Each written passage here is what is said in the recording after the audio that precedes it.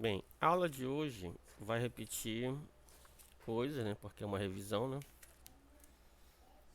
Vai repetir as aulas tutoria 6, 7 e 8, ok? Novamente, a disciplina Geometria 2, o professor é o professor Paulo Marques, o tutor é eu, o professor Gilvan Souza.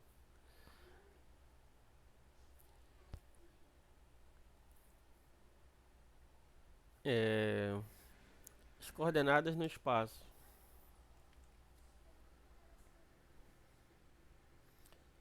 Tem o eixo X, tem o eixo Z e tem o eixo Y, né?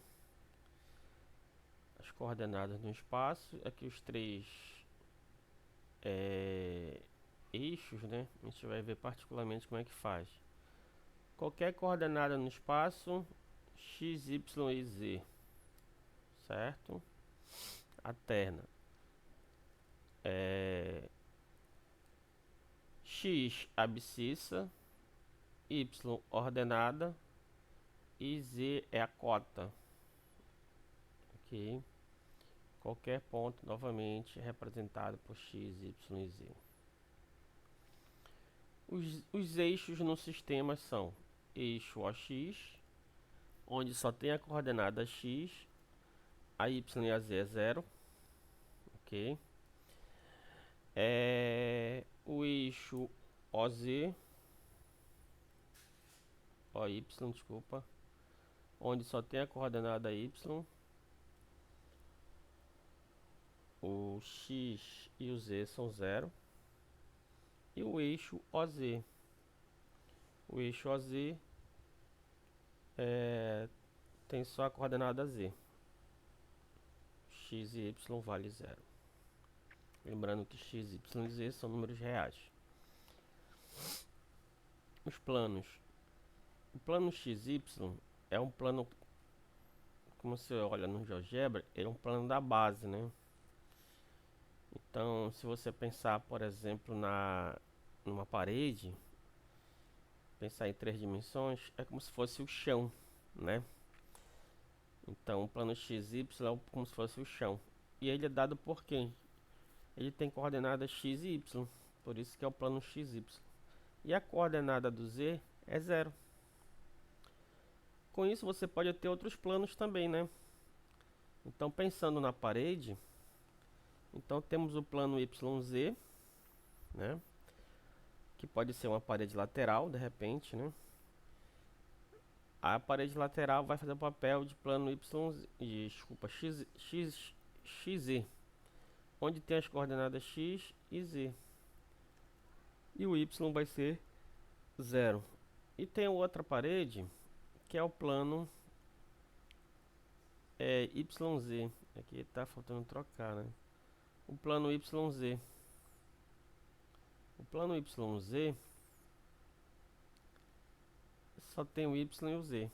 O x é zero, ok? Com esses três planos, a gente pode quebrar o R3 em 8 pedaços chamados de octante, né? Tem até um exercício numa tutoria que é para saber em que octante está cada ponto. São 8 octantes, 4 para cima, 4 para baixo. A gente pode ver isso depois lá no GeoGebra. A questão 4, que pede para determinar os planos paralelos ao eixo XZ. O plano XZ é paralelo ao plano XZ. Se somente C, aqui qualquer plano que seja paralelo ao XZ, ele vai ter uma coordenada A no meio. Se ele for o zero, é o próprio plano, né? Então esse A ele pode variar aí, ele pode ser positivo ou negativo, tá? Ok. Um plano paralelo ao... A gente pode ver também isso aqui no GeoGebra, né? O plano paralelo ao XZ, X XZ. Acho que aqui repetiu, né? Tá. Determinar os planos paralelos ao XY. É a mesma história, só que aí você vai colocar agora um valor A no Z, tá? Se for zero é o próprio plano. A gente pode ver isso lá no GeoGebra mais tarde, no final dos slides. Vetores no espaço. Tem a coordenada A, tem o ponto A e o ponto B. A gente já está, desde a primeira aula, né, a definir o que é um vetor AB. A diferença das coordenadas de B menos as coordenadas de A. Membro a membro, né?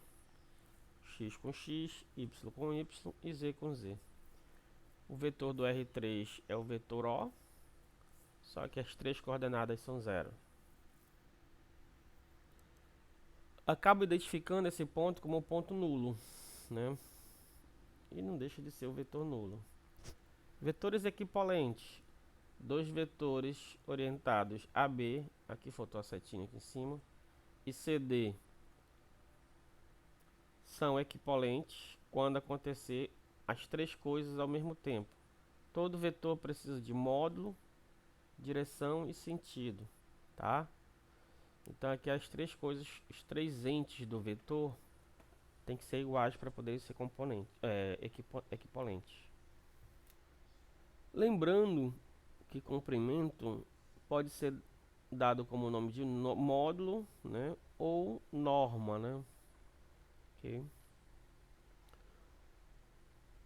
Vetores no espaço continua sendo aqui, então vetor V dado por AB, que é a diferença das coordenadas, B menos A, é equivalente ao vetor OP.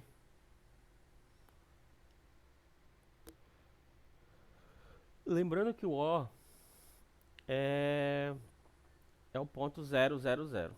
Os três zeros, né? Então aqui, vetores equivalentes no espaço. Seja A o ponto 1, 2, 3, o B 1, 6 e 6. Então o vetor AB é dado por quem? AB é B menos A, fazendo as diferenças. 1 menos 1 na primeira coordenada, 6 menos 2 na segunda coordenada, 6 menos 3 na terceira coordenada. Fazendo as contas, 1 menos 1 dá 0, 6 menos 2 dá 4 e 6 menos 3 dá 3. Sejam os pontos O, a origem, 0, 0, 0, e o ponto P, 0, 4, 3. O vetor OP é dado por quem? OP é P menos O. Então vai ficar quem?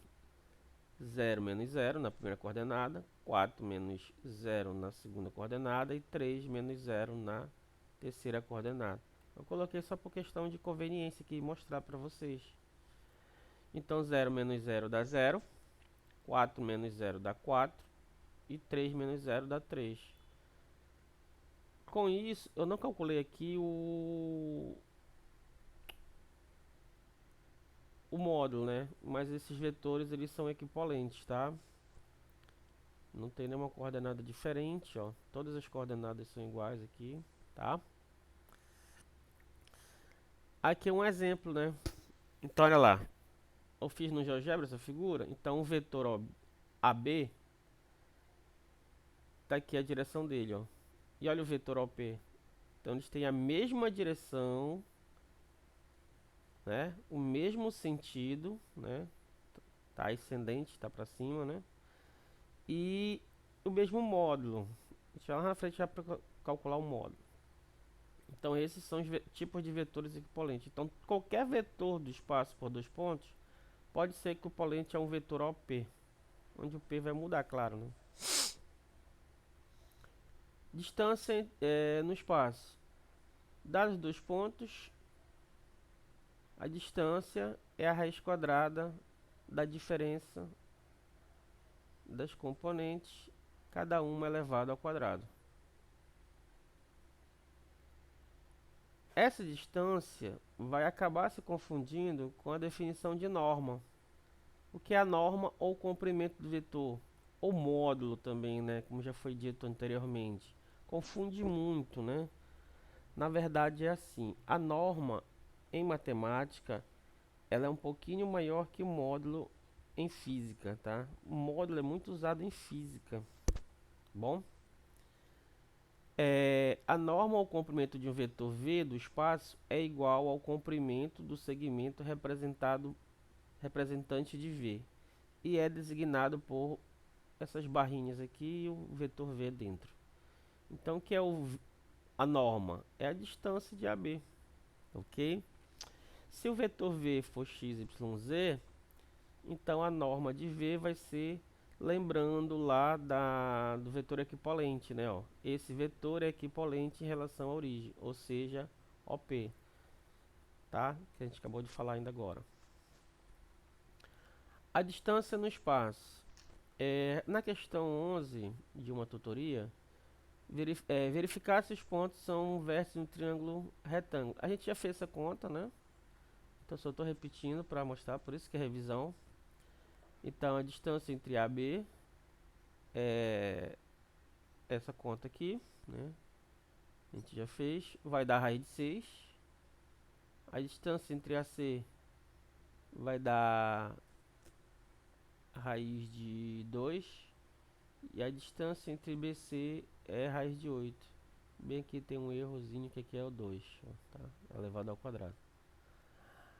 Aí como as distâncias entre os pontos satisfaz o teorema de Pitágoras, o que é que diz o teorema de Pitágoras? A elevado ao quadrado igual a B elevado ao quadrado mais C elevado ao quadrado, onde A é o maior lado, ou seja, é a hipotenusa. Que olhando aqui para as figuras, o maior lado é o raiz de 8. Então, quando eu pegar o raiz de 8 e elevar ao quadrado, vai dar 8. Ok? E do outro lado, quando eu pegar o raiz de 6 e elevar ao quadrado, vai dar 6. E quando eu pegar o raiz de 12 elevado ao quadrado, vai dar 2. Só que 6 mais 2 dá 8. Ou seja, é satisfeito o teorema de Pitágoras. O teorema de Pitágoras é uma proposição assim. Se A, B e C são números reais que satisfaz a relação A ao quadrado igual a B ao quadrado mais C ao quadrado, então A, B e C formam um triângulo retângulo, ok? Concluímos que os pontos formam um triângulo retângulo, ok? E ele é um triângulo retângulo em A também, a gente vai ver mais na frente. Aqui eu fiz a figura do 3D no GeoGebra, né? Tá aqui os pontos representados. Eu coloquei aqui que o ângulo vai ser 90 graus aqui, ó. Vai ser bem no vértice A, ok? Depois a gente pode ver também isso no GeoGebra. Norma de vetor no espaço. Então, seja U, 1, 2, 3, um vetor do R3. Então, a norma de U é dada por quem? É as componentes elevado ao quadrado. Então, norma de U é raiz quadrada, 1 ao quadrado, 2 ao quadrado, 3 ao quadrado. 3 ao quadrado é 9. Com mais 1 ao quadrado é 10. Com 2 ao quadrado é 4. Então, vai dar a raiz quadrada de 14. Paralelismo de vetores. Aqui a galera confunde muito, olha. Aqui a galera confunde muito. Dois vetores do R3 são paralelos quando suas componentes forem proporcionais. Da onde que vai surgir essa relação aí? É só você pensar bem aqui, ó. Se o U for x, y, z e o V é A, B e C, então U e V são paralelos. O que é que significa ser paralelos? Tem a mesma direção. Isso vai ser importante lá para fazer a reta, para fazer o plano, né, nos próximos slides. Quando acontecer o seguinte, quando um for múltiplo do outro, aqui eu coloquei o U sendo K vezes o V. Quando eu fizer essa conta aqui, que a gente ainda não definiu, a gente vai encontrar que o K pode ser quem? O X dividido para A, o Y dividido para B e o Z dividido para C. Lembrando que tem que ser tudo iguais aqui, ó, tá? A gente vai já fazer um exemplo aqui. Operações com vetores. A igualdade, a soma e a multiplicação por escalar. Vamos aqui fazer a igualdade, um exemplo, né? Então esse exemplo aqui eu peguei de algum lugar, não sei se foi da resolução das questões ou de alguma tutoria, não lembro de cabeça. Então dois vetores são iguais, se somente se cada uma das suas componentes correspondentes são iguais. Em relação, aí aqui vou trazer um exemplo. Em relação ao sistema ortogonal do R3 de coordenadas, considere os pontos A, 2, menos 1, menos 1, B, 1, 0, menos 1 e C, 2, 1 e menos 1. Determine o ponto D para que o vetor AB seja idêntico ao vetor CD. Ok? O D eu não sei. Eu vou chamar de x, y, z. É o que eu vou achar. Então, o que é que vai acontecer? O vetor CD tem que ser igual ao vetor AB. Aí a gente vai para a definição de que é o vetor. O que é o vetor CD? É o D menos o C. Então, vai ficar quem? X menos 2 para a primeira coordenada, Y menos 1 para a segunda coordenada, e Z menos 1, que eu já fiz a conta que ficou positivo aqui. Então ficou Z mais 1. Isso é igual a quem? Aqui já surgiu o vetor AB, tá? Quem é o vetor AB? As coordenadas de B, que é 1, menos 2. Então vai dar menos 1 na primeira coordenada. 0, menos 1. Então vai dar 1 na segunda coordenada. E menos 1, menos 1. Ou seja, menos 1 mais 1. Que vai dar 0 na terceira coordenada. Com isso, você vai igualar componente com componente. Foi isso que ele fez bem aqui, ó. Vetores iguais, se suas componentes são iguais, correspondente. Então, vamos lá. Então, aqui, a primeira componente, x menos y, x menos 2, tem que ser igual a menos 1. Então, x menos 2 é igual a menos 1. Onde você isolar o x, vai obter o quê? Que o x é igual a 1, ok? Y menos 1 é igual a 1. De onde que você isolar o y, você vai obter que o y é igual a 2. E o z mais 1 é igual a 0. Onde você isolando o z vai ser menos 1. Com isso você obteve o ponto D. Quem é o ponto D? 1, 2 e menos 1. Ok? Essa questão aqui é a ideia, se não falha a memória, é das 3 ou 4, né? Da resolução dos problemas. Operações com vetores, a gente vai falar sobre a soma. Então, para a soma de dois ou mais vetores, soma-se componente correspondente com componente correspondente. X com x, primeira com a segunda, terceira com a terceira, no caso. É mais fácil gravar assim. Então, aqui você tem o vetor U, x, y, z, o vetor V, A, B, C. Então, vai somar o x com A, vírgula, o y com B, vírgula, o z com C. Então, dados vetores U, 2, menos 1 e 1, e V, 1, 0 e menos 3, então a soma de U com V é quem? 2 mais 1, que é 3, menos 1 mais 0, que é menos 1, e 1 menos 3, que é menos 2. Então, o vetor soma é 3 menos 1 e menos 2. Aqui está uma ideia geométrica do que é a soma dos vetores, né? Então, de modo geral, geometricamente, a soma é a diagonal principal desse paralelogramo. Ok?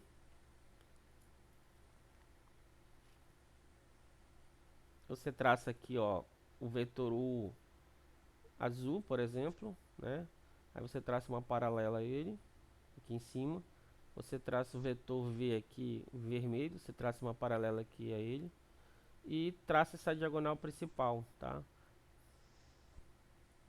Essa é a soma.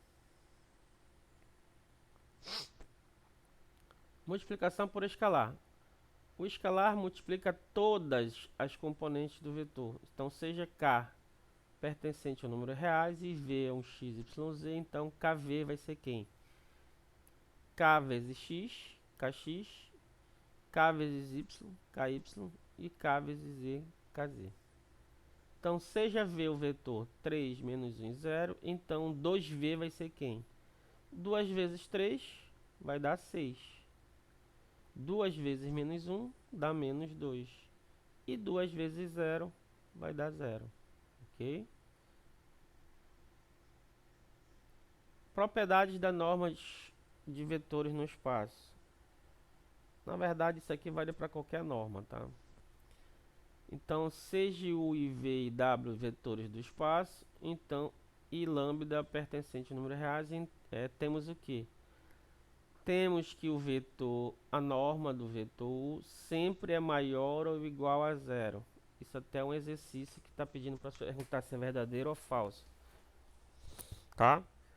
Além disso, a norma de v vai ser igual a zero, se somente c. Desculpa, a norma de u. A norma de u vai ser igual a zero se somente c o u for o vetor nulo, ou seja, for o 0, 0, 0. Outra propriedade. Se eu pegar um vetor e multiplicar ele por uma constante, um lambda, e depois calcular a norma, quem vai ser a norma de lambda u? Quem vai ser a norma de lambda u? Vai ser o módulo de lambda, tá? Tem que ter esse cuidado aqui, que aqui é o módulo. Vai ser o módulo de lambda vezes a norma de u. E por último, a mais importante, que é a desigualdade triangular, né? A desigualdade triangular diz o seguinte, que a norma de u mais v é menor ou igual à norma de u mais norma de v. Isso vem daqui do triângulo, ó. Aqui, ó. Então esse tamanho que está em preto aqui do vetor soma, para poder definição de triângulo, ele tem que ser o quê? Menor ou igual à soma dos dois outros lados, né? Dos dois vetores u e v, ok? Equação vetorial de uma reta. Então, CGR é a reta no espaço e A e B, dois pontos dela, para que P pertença à reta R, o que é que tem a acontecer? Então, aqui, ó, no desenho, né, tu tens o vetor AP, ele está sendo paralelo ao vetor V. Esse vetor V é chamado de vetor diretor, tá? O vetor V é chamado de vetor diretor. Só que aqui o V está sendo dado por AB, ó, tá? Então, porque só foram dados 2 pontos. Então, por 2 pontos, passa uma reta, né? Ok? Essa aqui é a equação vetorial. Aí daqui vai surgir as paramétricas, através da definição de vetor. Como? Aqui, ó. Então, fazendo o V sendo o vetor AB, com coordenadas V1, V2 e V3, o vetor diretor da reta R e P um ponto qualquer x, y, z da reta. Então, pela definição, né? Pela definição, temos o que? Que o vetor AP é t vezes, é paralelo, né? T vezes ao vetor V, onde t é o número real. Fazendo a definição de vetor AP. Quem é o vetor AP? As coordenadas de P menos as coordenadas de A. Tá aqui. X menos XA, Y menos YA, Z menos ZA. Isso é t vezes o vetor V. O vetor V é V1, V2 e V3 coordenadas. Fazendo a multiplicação pela escalar. Então eu repeti a primeira parte antes do igual, o segundo, o t multiplicou todo mundo. E fazendo a igualdade de vetores, isolando o x, temos o que? Então se eu igualar essa primeira parte, x menos a igual a tv1, o menos xa passa para o outro lado positivo. Então vai ficar quem? X igual a xa mais t vezes v1. A mesma coisa para o y. T menos va, desculpa, y igual a ya mais t vezes V2. Quando aqui aparece V1, V2 e V3 são números, vai trocar a posição, né? Então vai ficar para frente. Por exemplo, se de repente o V1 fosse 2, ficava 2t e não t2, né? Tá bom? Só questão de conveniência matemática aqui, tá? Equação paramétrica do plano. Então, dados 3 pontos, agora é diferente, né? Por quê? Então é o seguinte, ó.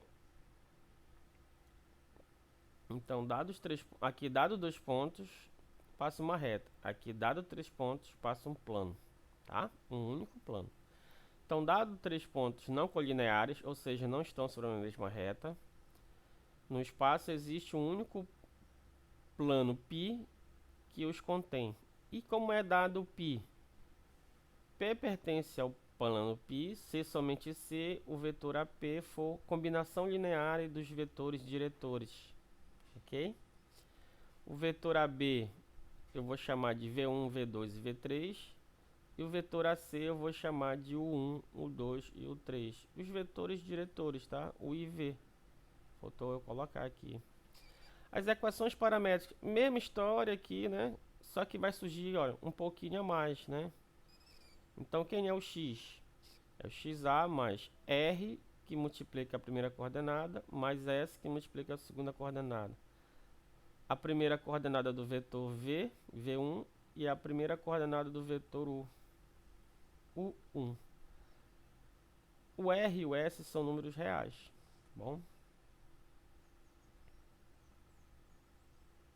Próximo. Mostre que a reta r é paralela ao plano xy, sendo que passa pelo ponto A e tem um vetor diretor. Então aqui ele foi camarada, ele te deu o ponto A e o vetor diretor. Então só substituir nas equações. Como a terceira componente do vetor diretor é zero, então V é paralelo ao plano xy. A gente estudou lá na frente, né? E calculando as equações paramétricas temos, olha, menos 1, 2 e 4 são os pontos aqui do ar, né? São os valores. Mais o que eu falei ainda agora, 2 vezes o t, tá aqui, 2 vezes o t, né? E 3 vezes o t, tá aqui o 3 vezes o t. Como aqui na terceira coordenada do vetor diretor é zero, então fica 0 vezes o t. 0 vezes qualquer coisa dá zero, sobrando só o z igual a 4. O que significa z igual a 4? Observe que a equação paramétrica da reta temos z igual a 4. E o z igual a 4 fica fixa. O que significa isso? Como todos os pontos da reta R são do tipo XY4, ou seja, os pontos de cota 4, todos eles distam 4 unidades do plano XY. Então ele está no plano paralelo ao plano XY. Ok? É isso que significa. Olha o desenho. Tá aqui, ó. Esse é o desenho. Então o z é fixo valendo 4, né? Então todas as retas estão aqui no plano. Ok?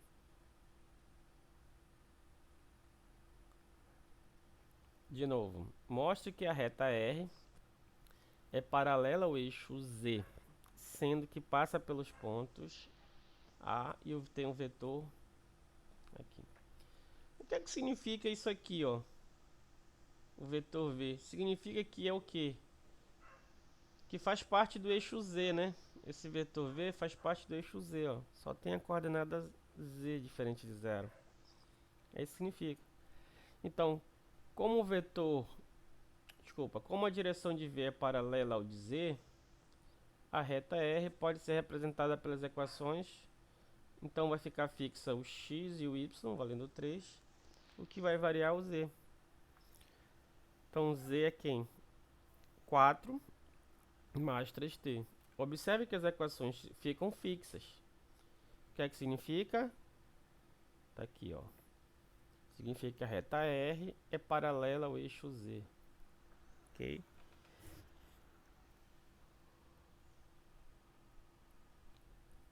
Ângulo entre os vetores. Então você tem um vetor u, você tem um vetor v e tem um ângulo entre eles. Ok? Produto interno. O produto interno de dois vetores não nulos é igual ao produto das normas pelo cosseno do ângulo. O livro adotou o cosseno do ângulo, desculpa, como um parêntese, o vírgula v. É melhor a gente fazer logo θ valendo isso aí, fica mais fácil. Se eu fizer θ valendo isso aí, fica cosseno de θ, tá? Lembrando bem aqui, ó, que o θ é o ângulo entre o e v. É o menor ângulo, né? Porque na verdade tem esse outro aqui completo 360 aqui por fora. Só que eu sempre vou achar o menor, tá? Isso aí também foi dito em algumas tutorias atrás. Ok, então isso aqui que é importante você memorizar, né? O produto interno é igual ao produto das normas vezes o cosseno do ângulo formado entre eles. Propriedades de produto interno. O produto interno de U com V é comutativo de V com U, certo? Então, se eu tiver um lambda multiplicando o produto interno de U com V, isso é o produto interno de lambda U com V, ou o produto interno de U com lambda V, para qualquer lambda real. E a distribuição. O produto interno de U com V mais W é igual ao produto interno de U com V mais o produto interno de U com W. Produto interno em termos de coordenadas. Essa aqui que é importante para a gente fazer as contas. Então, sejam os vetores U que tem coordenadas A1, A2, A3 e V, B1, B2 e B3 do espaço, então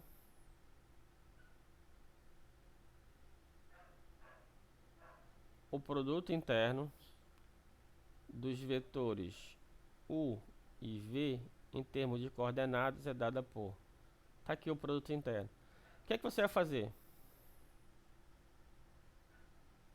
Primeira coordenada de U que multiplica a primeira coordenada de V. É melhor você gravar assim. Então vai ficar quem? A1 vezes B1, somatório, mais A2 vezes B2, somatório, mais A3 vezes B3. Observe que o produto interno é um número real.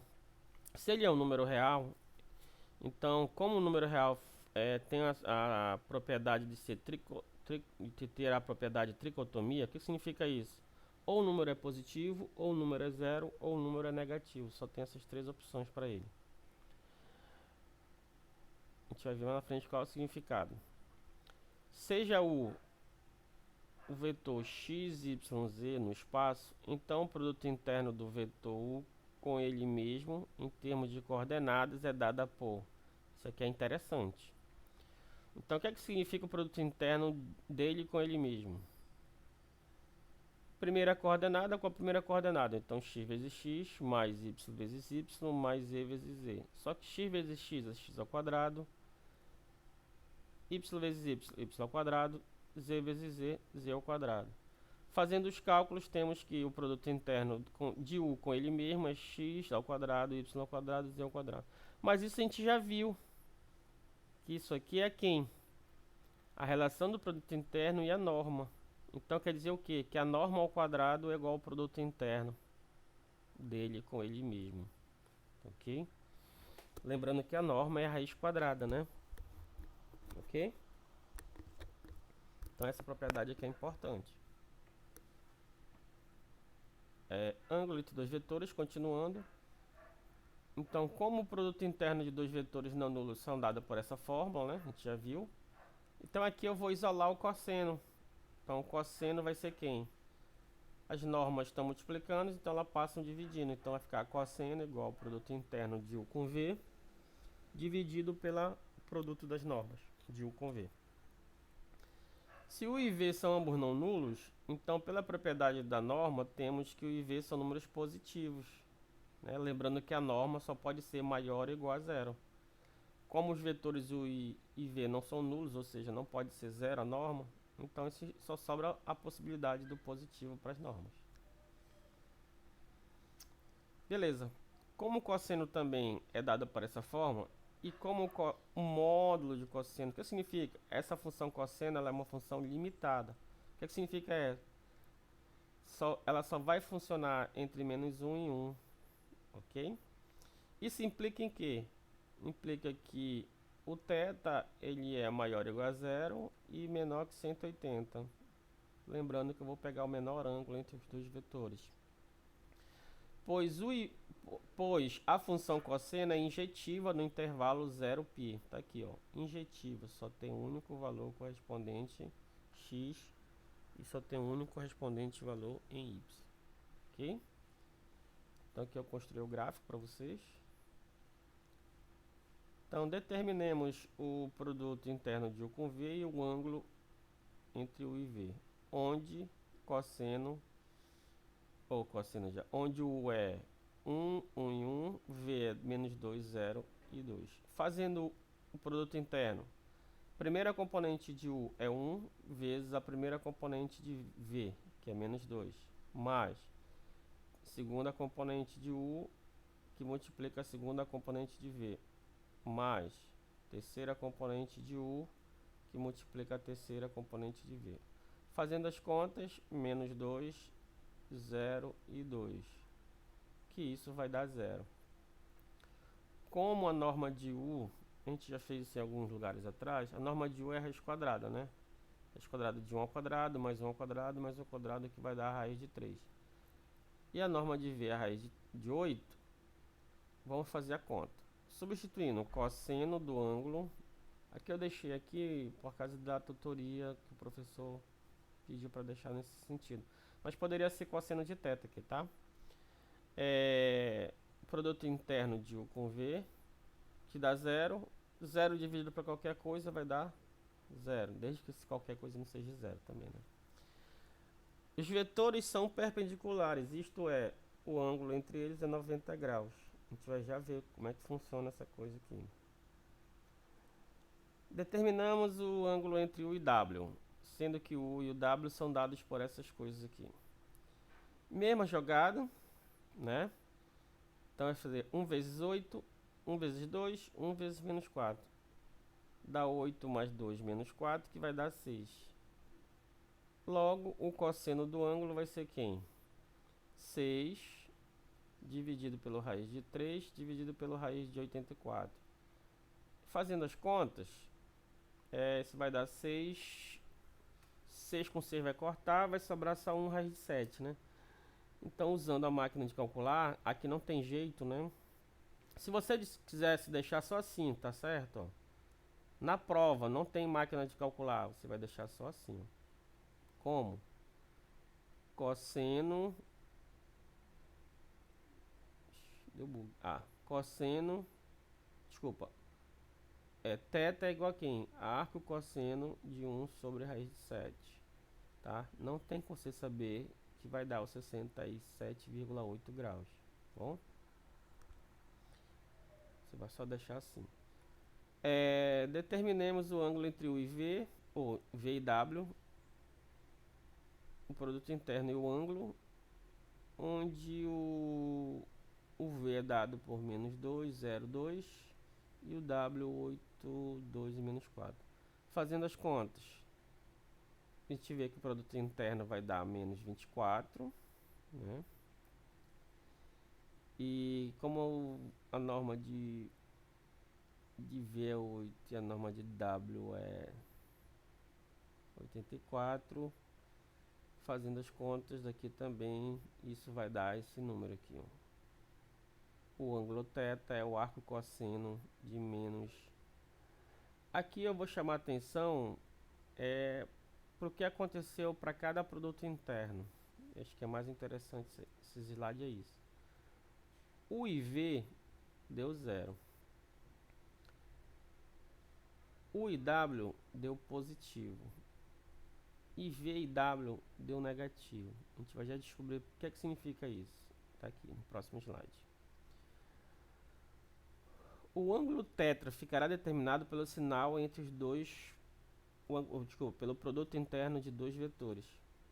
Então, se o produto interno de U com V for positivo, então θ é agudo. Se o produto interno for zero, então o ângulo θ é reto, vale 90 graus. Se o produto interno de U com V for negativo, então o ângulo é obtuso. É isso que significa. Então, observação, θ é agudo quando ele está entre 0 e 90, não sendo 0 e não sendo 90. É reto quando é exatamente 90. E obtuso quando for entre 0 e 180. Não podendo ser 90, senão vai ser reto, nem podendo ser 180, porque seria um ângulo raso, pela definição da geometria plana. Tá aqui, ó.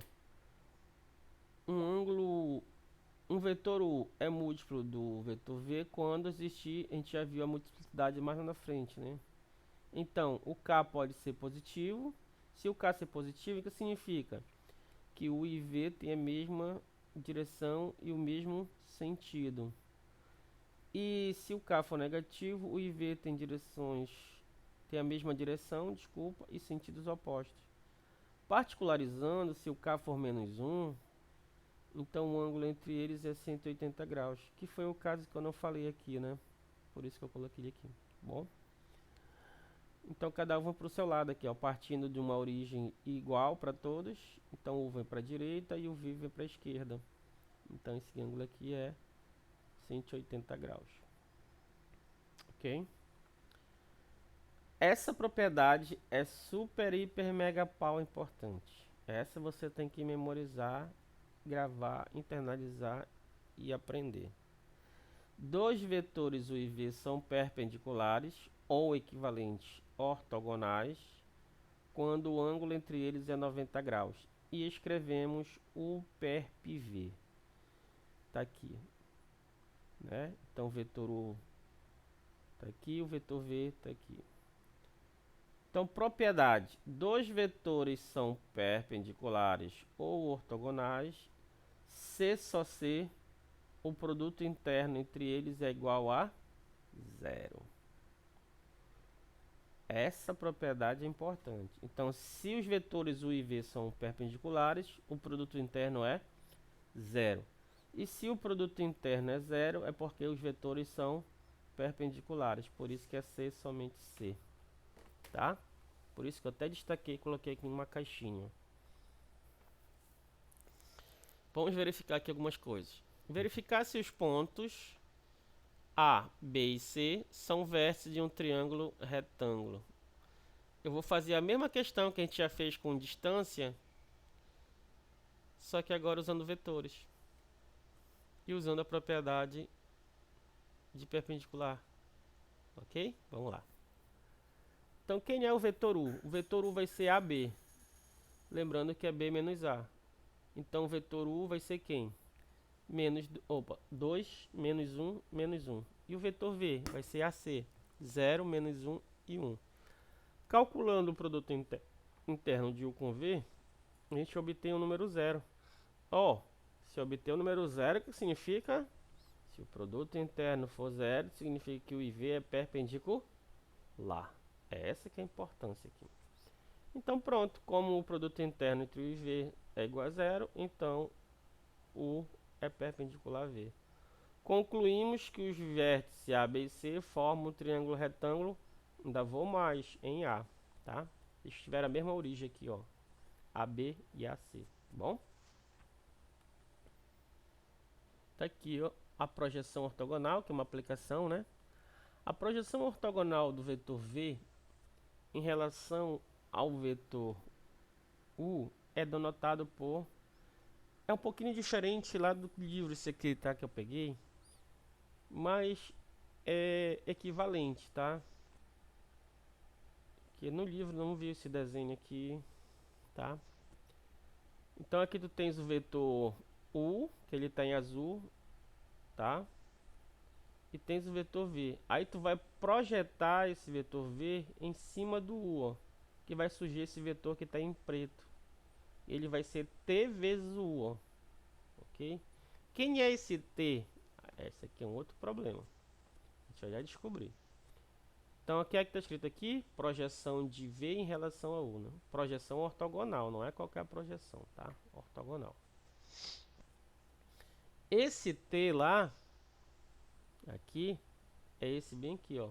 É o produto interno de U com V dividido pela norma de U ao quadrado. Esse que é o T, ó. Bom? Aplicações do produto interno. A gente vai ver só esse aqui, tá? Esse aqui. A projeção ortogonal do ponto A sobre a reta L. A projeção ortogonal do ponto A sobre a reta L é dada por esse aqui, ó. Aqui é a questão que mudou a notação, né? Olha, ele colocou projeção de A em relação a L aqui, ó. Aqui, ó, projeção de A em relação a L. Bom? Ficou um pouco diferente aqui do meu aqui, ó. Mas a ideia é a mesma. Você só vê qual é mais bonito para você. Determinamos a projeção ortogonal de A sobre a reta L que passa pelo ponto P e tem um vetor diretor U dado por esse aí. Então o que a gente vai fazer aqui? Calcular o vetor PA, lembrando que PA é A menos P, né? Fazendo as contas a gente tem esse valor aqui e calcular a norma de U. A norma de U é cada componente elevado ao quadrado. Então vai dar norma de U ao quadrado, tá? Não é só a norma, é ao quadrado. Então vai dar 6. E calculando o produto interno de U com PA. Componente com componente, lembrando? Então deu 1. Substituindo na fórmula, nessa fórmula aqui, temos o que? Que a projeção de A em relação a L é igual a quem? O ponto P mais o produto interno de U com PA, que é 1, dividido pela norma de U ao quadrado, vezes o próprio U, né, o vetor diretor. Fazendo as contas, é isso aqui. Aí eu fiz o desenho no GeoGebra, ó. Realmente o ponto A', ó. Então, observa que o A está bem distante do R, ó, né? E o ponto P pertence a R. E quando eu faço a projeção de A em cima de R, realmente o A' cai em cima de R. Ok? O ponto P e A' são pontos da reta. Ok?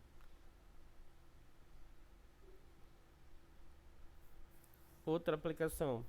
Determinar as equações paramétricas da reta que passa pelo ponto A e intersecta perpendicularmente à reta L, dada por... Essa questão aqui a gente já fez em outras tutorias, né? Só rever os cálculos aí, né?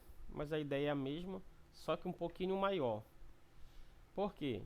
Porque você vai achar o vetor QA, né? Acha a norma ao quadrado de U, acha o produto interno de U com QA, que dá 2, acha a projeção, que eu chamei aqui de A', né? Eu fui um pouquinho mais, ó. Projeção de A em relação a L, eu chamei de A', que deu esse valor. Só que isso não é resposta. Ele não quer a projeção de A em relação a L.